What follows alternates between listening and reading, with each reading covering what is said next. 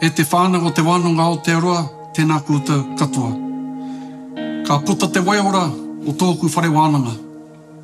He wānanga pupuri kōrero, he wānanga pupuri mātauranga.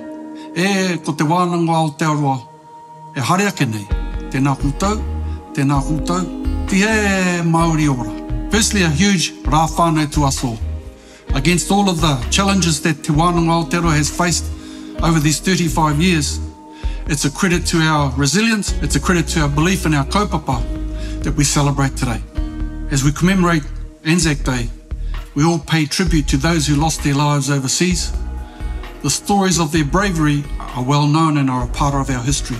The Māori Battalion have left a huge legacy that we should all be proud of, as did many of those who went overseas. Some have said that the engagement in war was the price of citizenship, that they went away and fought such that we would benefit from their sacrifices. The sad part is that many of them did not see the fulfillment of their dreams. When the Māori Battalion returned home, Sir James Henare made a statement to his soldiers before they went away.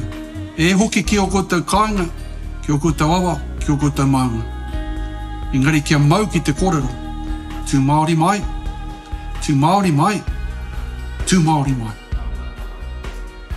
Go back to your mountains, go back to your marae, go back to your rivers. Hold strong to the kōrero. Be proud, be strong, and be strengthened by your Māoriness. That's what we must do today. The ultimate act of defiance, in some senses, was by Te Puea, who kept her people home in Waikato. But we too know about defiance. That is how we got here.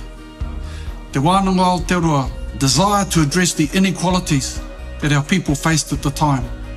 That was the genesis of Te Wānanga Aotearoa.